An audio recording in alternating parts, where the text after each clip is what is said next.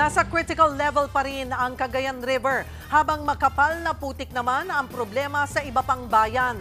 Live mula sa Tuwao sa Cagayan, nasa frontline ng balitang yan, si Mon Gualvez. Mon, kumusta ang sitwasyon dyan?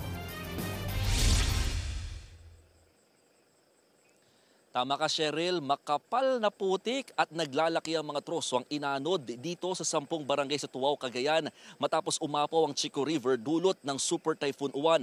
Habang dyan naman sa Tuguegarao City, lubog pa rin ang ilang barangay dahil nga sa pag-apaw din ng ilog kahit na hindi na umuulan. Maalalang catch basin din kasi ng tubig galing sa ibang probinsya, itong Cagayan. Wala ng bagyo, pero lubog pa rin sa baha ang malaking bahagi ng Tuguegarao City sa Cagayan. Ang Pinakanawan Macapagal Avenue at Diversion Road halos mabura na sa mapa dahil ilang metro na lang ang nakalitaw. Ang Bunton Bridge na nagdurugtong ng Tuguegarao City at Bayan ng Sulana isinara na sa lahat ng motorista. Umabot na kasi sa 12 metro ang level ng tubig sa Cagayan River maghapon. Ganyan din ang sitwasyon ng Bagay Bypass Road o ang Tuguegarao West Diversion Road Project. Magsisilbi sana itong alternatibong ruta sa mga motoristang daraan sa Bunton Bridge, pero pati ito hindi na ma-access dahil lubog na rin sa baha. Binahari ng ilang bahay at tanging bubong na lamang ang nakikita. Pati nga mga puno, dahon na lang ang naaaninag. Ganito kalala ang iniwan ng super bagyong Uwan sa probinsya. Naantala naman ng burol sa Barangay 2, kaya ang mga pulis pinasa ng kabaong dahil abot baywang na ang taas ng baha. Dinala ito sa Barangay San Roque. Sa bayan ng Tuwao, halos buong araw din nalubog ang Barangay Barangquag mula sa umapaw na Chico River. Paghupa ng baha, makapal na putik ang tumambad sa mga residente. Naabutan ng News 5 si Benji Cabunag na iniisa-isa ang mga nagkalat na debris. Umaasa siyang makakakita pa ng gamit matapos matangay ng malakas na ragasan ng tubig ang buong bahay nila. Papaiyak na lang sir nung nahulog sir. Wala talaga. Ganun na lang sir, wala din magagawa. Ano po alam kung saan kukuha ng panimula sir. Sir, wala din pagkukunan sir.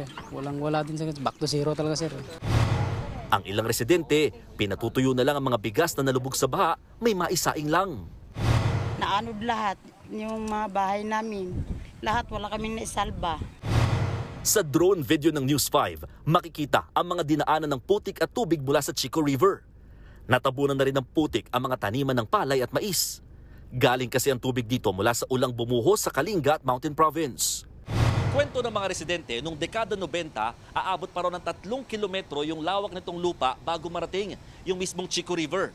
Pero ngayon, unti-unti nang lumiliit itong lupa dahil sa patuloy na paglamo naman ng ilog. Malapit na nga sa mismong kalsada, papunta na rin sa mga kabahayan. Puna ng Cagayan Provincial Government, hindi raw sana ito mangyayari kung mayroon lang flood control program sa ilog gaya ng dike o river wall.